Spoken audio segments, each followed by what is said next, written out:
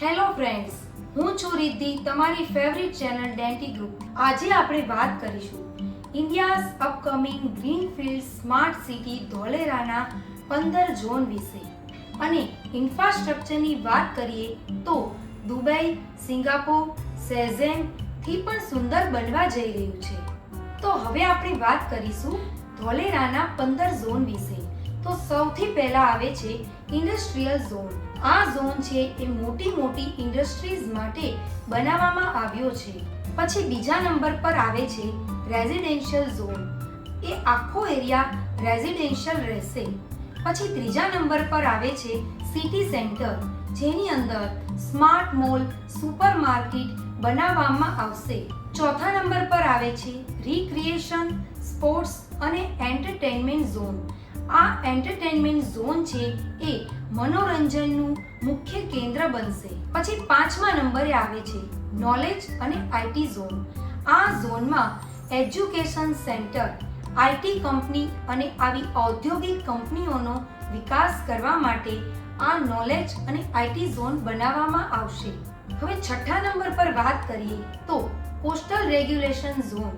તો સમુદ્રના તટે જે સિટી બનશે એની સુરક્ષા માટે એક ઝોન છોડવામાં આવ્યું છે. એને કોસ્ટલ રેગ્યુલેશન ઝોન કહેવામાં આવશે, જેને શોર્ટ ફોર્મમાં CRZ પણ કહેવામાં આવે છે.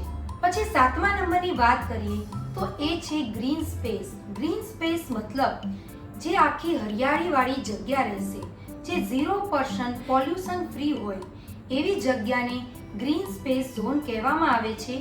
એ જગ્યા જે છોડવામાં આવી છે એનું નામ આપવામાં આવ્યું છે ગ્રીન સ્પેસ ઝોન.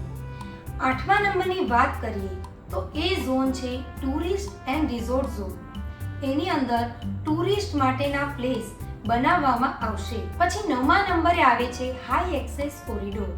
જ્યાં આગળ મોટી ઇમારતો મતલબ કે બિલ્ડિંગ્સ બનાવવામાં આવશે, જ્યાં 45 થી 50 માળથી ઉપરની બિલ્ડિંગો કવર કરવામાં આવશે, જેને આસમાનને છૂતી ઇમારતો પણ કહી શકાય.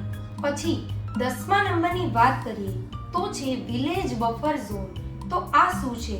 જે ગામ અને ટીપીની વચ્ચેની જગ્યા છે એને વિલેજ બફર ઝોન કહેવામાં આવશે. પછી 11મા નંબરે આવે છે ધોલેરાનું એગ્રીકલ્ચર ઝોન, જે વ્યાવસાયિક ખેતીની બઢતી માંગને ધ્યાનમાં રાખીને બનાવવામાં આવ્યો છે.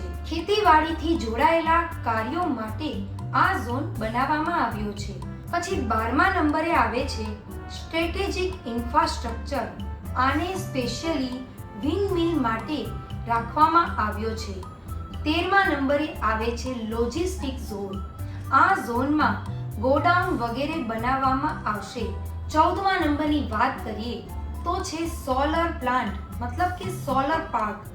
જેટલી એક રાજ્યને ઇલેક્ટ્રિસિટી જોઈએ એટલી એક સિટીની અંદર બનાવવામાં આવશે, જે ટાટા ગ્રુપ હેન્ડલ કરી રહ્યું છે અને 5000 મેગાવોલ્ટની ઇલેક્ટ્રિસિટી પ્રોવાઈડ કરવામાં આવશે.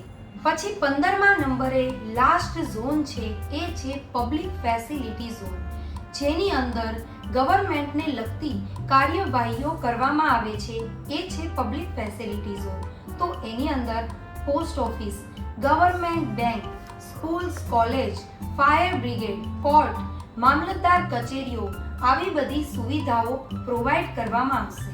તો શું તમે પણ આવી મોડર્ન અને પોલ્યુશન ફ્રી લાઈફસ્ટાઈલ જીવવા માંગો છો? આવી સિટીમાં ઇન્વેસ્ટ કરવા માંગતા હોય તો આજે જ કોન્ટેક્ટ કરો ડેન્ટી ગ્રુપને અને સબસ્ક્રાઇબ કરો અમારી ચેનલને. અમારી બધી જ સોશિયલ મીડિયા અને વેબસાઇટ લિંક નીચે ડિસ્ક્રિપ્શન બોક્સમાં આપેલી છે.